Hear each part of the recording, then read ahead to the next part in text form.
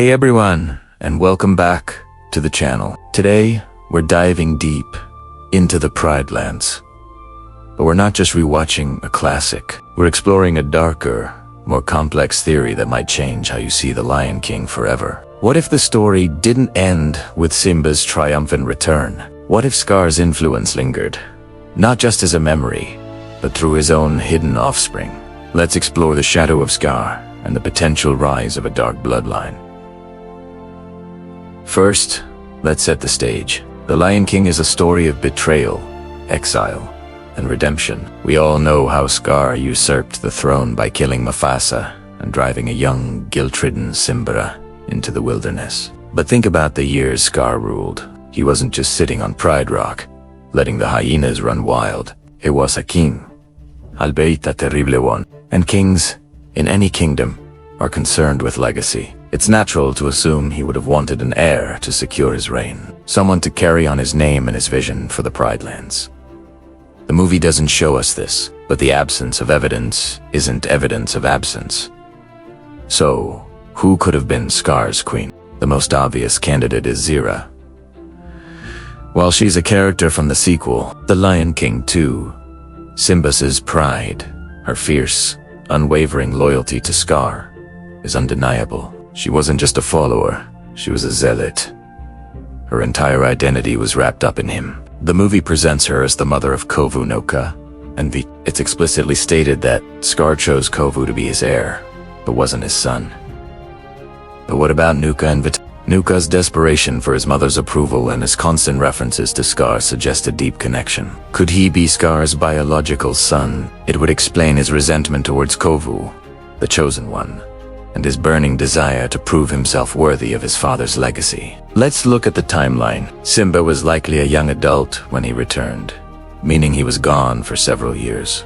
That's plenty of time for Scar to establish his rule and produce heirs. If Nuka is Scar's son, he represents the first branch of this dark bloodline. He's scrawny, awkward, and clearly not the alpha Scar would have wanted, which perfectly explains why Scar would look elsewhere for a successor. Ultimately choosing Kovu Nuka's tragic life becomes even more poignant when viewed through this lens. A rejected prince trying and failing to live up to a father who never valued him. And then there's Kovu. The story tells us he was handpicked by Scar, not born to him. But this is where fan theories get really interesting. The narrative that Scar wasn't his father is told by Zira, who is, let's be honest, an unreliable narrator. She would say whatever was necessary to legitimize Kovu's claim in Simba's eyes and fulfill her revenge plot. What if Kovu was Scar's son, but Zira hid the truth to protect him? If Simba knew Kovu was Scar's biological heir, would he have ever allowed him near Kiara? It's unlikely. The Chosen One story might have been a clever political strategy, a lie to get Kovu inside the royal family. Think about it. Kovu has scars, dark mane, his green eyes, and even a scar, albeit one given to him by Zira. The resemblance is uncanny. So, if Kovu is Scar's son, the entire plot of Simba's pride is recontextualized. It's not just about uniting the prides, it is about the literal merging of Mufasa and Scar's bloodlines through the union of Kiara and Kovu. The future of the Pride Lands would be carried by a descendant of both the righteous king and the villainous usurper. This adds a layer of Shakespearean complexity to the story. Simba's greatest challenge isn't just forgiving the outsiders, but accepting his sworn enemy's own son into his family and his kingdom's future. It tests the very core of his philosophy. We are one. Now, let's push this theory further. What happens after Simba's reign? Let's imagine Kiara and Kovu take the throne. Their cubs would carry the genes of both Mufasa and Scar. Would Scar's darker traits, his intelligence, his ambition, his cunning remerge in a future generation? Imagine a young prince or princess, beloved by the kingdom, who starts showing a certain ruthlessness. A cub who believes, like their Gratunko Scar, that a king can do whatever he wants. This is where the true shadow of Scar could fall. Simba's victory wouldn't be the end of the conflict, but merely a pause. The internal struggle between light and dark would be woven into the very DNA of the royal family. This new generation would face unique challenges. They'd have to reconcile the two conflicting histories within them. On one side, the noble legacy of Mufasa and Simba.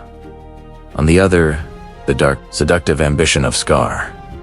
A future ruler might be tempted to use Scar's methods for what they believe is the good of the kingdom. They might see Simba's inclusive policies as weak and Scar's iron-fisted rule as efficient. This could create a civil war of ideology within the Pride Lands, dividing those who follow the path of Mufasa and those who are drawn to the power promised by Scar's philosophy. This internal conflict makes for a far more compelling long-term story. It moves beyond a simple good versus evil narrative and into a nuanced exploration of nature versus nurture. Is evil inherited, or is it a choice? Can the descendant of a villain choose a different path, or are they destined to repeat the mistakes of the past? Simba's final challenge wouldn't be defeating a physical enemy, but ensuring that the values of his father triumph over the shadow of his uncle. For all generations to come, he would have to become a teacher, a mentor, to guide his grandchildren away from the darkness that lies dormant within their bloodline. The dark bloodline theory gives the Lion King universe an incredible depth. It honors the original story while building upon its themes of family, legacy, and the difficult choices that define us. Scar's defeat on Pride Rock wasn't the end of his influence. Through his potential children and their children, his shadow could stretch on for generations, a constant test for the descendants of Mufasa. The battle for the soul of the Pride Lands is never truly over. What do you guys think? Is Nuka Scar's son? Was Zira lying about Kovu? Could Scar's legacy be the ultimate challenge for the future of the Pride Lands? Let me know your theories down in the comments. Mufasa and Scar is the core conflict of the story. Mufasa is the strong, respected king, while his younger brother, Scar, is resentful and power-hungry, living in his brother's shadow. The official story tells us Scar is driven by jealousy to kill Mufasa and seize the throne. But some fans have pieced together clues that suggest a much more twisted family dynamic. The key to this theory lies in the parentage of Nala. Officially, we're never told who Nala's father is. In the real world of lions, when a new male takes over a pride, he often eliminates the cubs of the previous leader to establish his own lineage. When Scar took over, Nala was just a cub. Why was she spared? The most logical and most chilling explanation is that Scar was her father. This would mean he wouldn't harm his own offspring. Think about it. In the song Be Prepared, Scar sings about the dawning of a new era. For him to secure his reign, he would need an heir. If he was Nala's father, she would be the key to continuing his line. This also explains why, later in the film, Scar pressures Nala to become his queen. It's not just about power. It's a twisted attempt to secure his dynasty through his own daughter. The film thankfully spares us the details, but the implication is incredibly dark. Now, let's connect this back to Simba. If Scar is Nala's father, then when Simba and Nala have their cub, Kiara, at the end of the film, something significant happens. Kiara would be the granddaughter of both Mufasa and Scar. The blood of the righteous king and the treacherous usurper would finally unite in one heir. This adds a fascinating layer of complexity to the story's theme of balance. The circle of life isn't just about the natural order. It's about healing the rifts within the royal family itself. Simba's journey is not just about reclaiming his rightful place. It's about unknowingly bridging the divide between his father and his uncle. Let's look at the character designs. Mufasa is depicted with golden fur and a magnificent red mane, symbolizing his nobility and strength. Simba looks just like him as a cub. Scar, on the other hand, is slender, with darker fur and a black mane, reflecting his villainous nature. But what about Nala? Her fur is a light, creamy color, but her features, especially around the eyes, have a certain sharpness that some have compared to Scar. It's subtle, but the visual cues could be intentional. And what about Zira and her outsiders from the sequel, The Lion King 2? Zira is fiercely loyal to Scar and raises her children, particularly Kovu, to follow in his paw prints and avenge him. The film hints that Kovu was hand-chosen by Scar to be his successor. But why not his own supposed son? Nuka is clearly neglected and desperate for his mother's approval, constantly complaining that Kovu isn't even Scar's son. This line is crucial. If Nala is Scar's daughter, then Scar already had a biological heir. He wouldn't need to adopt one. This brings up a contradiction. But what if we re-examine the timeline? Perhaps Scar chose Kovu as his heir before Nala was old enough to be considered. Or maybe he saw more potential in Kovu than in his own clumsy, insecure son Nuka.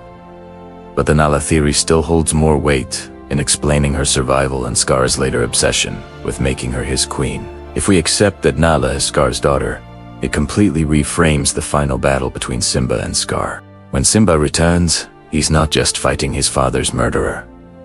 He's fighting his future father. This adds an incredible amount of dramatic irony to their confrontation on Pride Rock.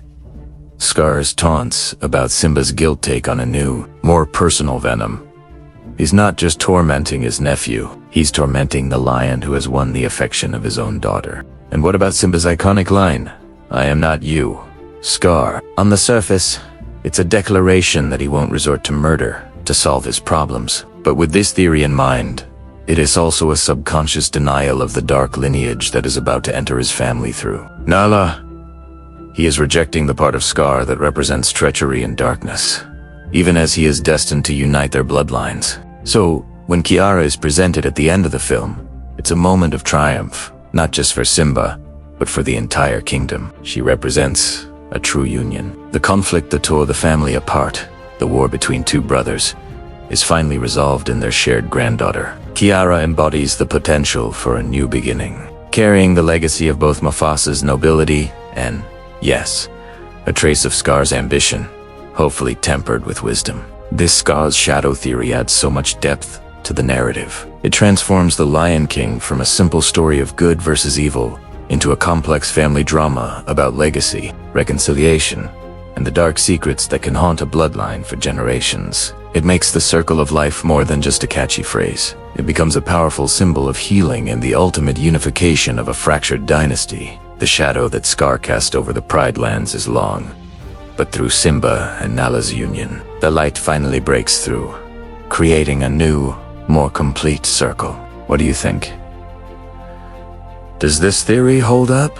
Does it change how you view the relationships in The Lion King? Let me know your thoughts in the comments below. I love reading all your theories and interpretations. It just goes to show how timeless and layered these stories truly are. Thanks for watching, and if you enjoyed this deep dive, don't forget to like, subscribe, and hit that notification bell so you don't miss our next video. See you next time.